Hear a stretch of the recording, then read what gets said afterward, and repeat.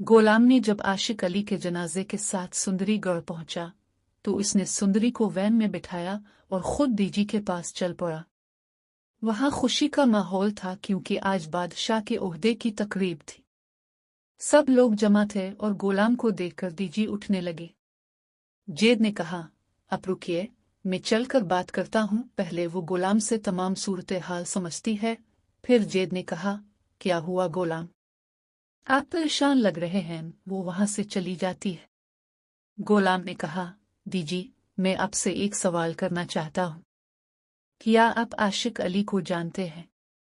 ये नाम सुनते ही दीजी हैरान रह गए और पूछा, आप आशिक अली को कैसे जानते हैं? इसी वक्त एक खिड़की के पास बुआ ये सब सुन रही थी, क्योंकि वो जानती थी कि आशिक अली खुशरेद के शौहर थे।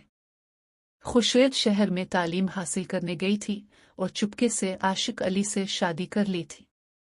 बुआ ने कहा, गुलाम, मैं आपको ये पैगाम दे दूंगी कि आशिक अली ने अपनी बेटी सुंदरी को आपके हवाले करने को कहा है। गुलाम ने बताया कि आशिक अली की वफात दिल की बीमारी की वजह से हुई। उन्होंने अपनी बेटी को गुलाम के पास रखने का कहा था, क्योंकि इस दुनिया में सुंदरी के लिए अब से बेहतर कोई नहीं। डीजी ये सुनकर हैरान रह गए। इसी दौरान बुआ ने ये सब सुनते ही वहां से चली गई। डीजी ने सोचा कि अगर वो सुंदरी और आशिक अली को कबूल कर लेते हैं तो गांव में लोग उलझ जाएंगे और खुशरेद के बारे में भी राज फाश हो जाएंगे। डीजी ने कहा, मेरा आशिक अली से कोई ताल्लुक नहीं, वो भी मेरे जैसे एक आम आदमी के बेटे हैं। इसे दफन कर दो और किसी को ना बताओ कि वो कौन है। अगर कोई पूछे तो कह देना कि एक अजनबी है। फिर दास ने पूछा, इसकी बेटी का क्या करें? डीजी ने कहा, अभी इसे अपने घर में रखो, बाद में बात करेंगे। गुलाम ने जनाजा अपने घर ले आया। खुशरेद वहां पहुंची, दिल टूटा हुआ और रो रही थी। डीजी ने कहा, ये मौका सही नहीं, जश्न कहीं और मनाएं। वो कराची जाने का फैसला करते हैं और गुलाम को भी साथ ले जाने का कहते हैं। अब बुआ खुशरेद को सुंदरी के बारे में बताती है। खुशरेद सोचती है कि इसकी बेटी जिंदा है और अब वो अपनी बच्ची को गिले लगाना चाहती है, लेकिन डीजी के घर में खतरा है, इसलिए वो गुलाम को सुंदरी के साथ वहां से जाने को कहती है। खुशरेद और गुलाम के दरमियान जज्बाती लम्हात पैदा होते हैं। खुशरेद कहती है, मेरी बेटी, तुम पहले अपने वालिद की हिफाजत में थी, अब मेरी हिफाजत में हो। डरो नहीं गुलाम, तुम महफूज हो। गुलाम खुशरेद से अलग होकर सुंदरी से बात करता है, कहता है, सुंदरी, तुम किसी कमजोर या अजनबी खानदान से नहीं हो, तुम्हारी पहचान तुम्हें तुम्हारे वालिदैन से मिली है।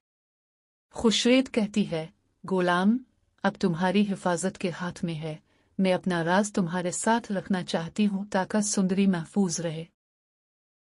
गुलाम ने जब आशिक अली के जनाजे के साथ सुंदरी गढ़ पहुंचा तो इसने सुंदरी को वैन में बिठाया और खुद डीजी के पास चल पड़ा।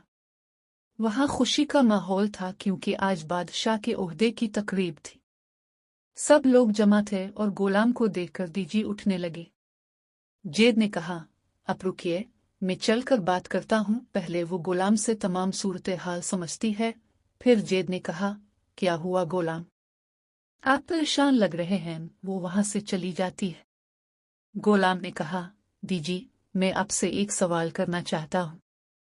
क्या आप आशिक अली को जानते हैं?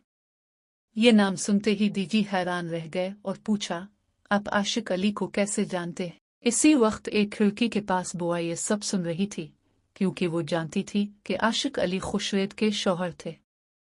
खुशरेद शहर में तालीम हासिल करने गई थी और चुपके से आशिक अली से शादी कर ली थी। बुआ ने कहा, गुलाम, मैं आपको ये पैगाम दे दूंगी कि आशिक अली ने अपनी बेटी सुंदरी को आपके हवाले करने को कहा है। गुलाम ने बताया कि आशिक अली की वफात दिल की बीमारी की वजह से हुई। उन्होंने अपनी बेटी को गुलाम के पास रखने का कहा था, क्योंकि इस दुनिया में सुंदरी के लिए अब से बेहतर कोई नहीं। डीजी ये सुनकर हैरान रह गए। इसी दौरान बुआ ने ये सब सुनते ही वहां से चली गई। डीजी ने सोचा कि अगर वो सुंदरी और आशिक अली को कबूल कर लेते हैं तो गांव में लोग उलझ जाएंगे और खुशरेद के बारे में भी राज फाश हो जाएंगे। डीजी ने कहा, मेरा आशिक अली से कोई ताल्लुक नहीं, वो भी मेरे जैसे एक आम आदमी के बेटे हैं। इसे दफन कर दो और किसी को ना बताओ कि वो कौन है। अगर कोई पूछे तो कह देना कि एक अजनबी है। फिर दास ने पूछा, इसकी बेटी का क्या करें? दीजी ने कहा, अभी इसे अपने घर में रखो, बाद में बात करेंगे। गोलाम ने जनाजा अपने घर ले आया। खुर्शीद वहां पहुंची, दिल टूटा हुआ और रो रही थी। दीजी ने कहा, ये मौका सही नहीं, जश्न कहीं और मनाएं। वो कराची जाने का फैसला करते हैं और गोलाम को भी साथ ले जाने का कहते हैं। अब बुआ खुर्शीद को सुंदरी के बारे में बताती है। खुर्शीद सोचती है कि इसकी बेटी जिंदा है और अब वो अपनी बच्ची को गिले लगाना चाहती है, लेकिन दीजी के घर में खतरा है, इसलिए वो गुलाम को सुंदरी के साथ वहां से जाने को कहती है। खुर्शीद और गोलाम के दरमियान जज्बाती लम्हात पैदा होते हैं।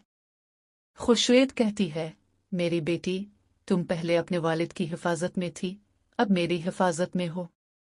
डरो नहीं गोलाम, तुम महफूज हो। गोलाम खुर्शीद से अलग होकर सुंदरी से बात करता है, कहता है, सुंदरी, तुम किसी कमजोर या अजनबी खानदान से नहीं हो, तुम्हारी पहचान तुम्हें तुम्हारे वालिदैन से मिली है।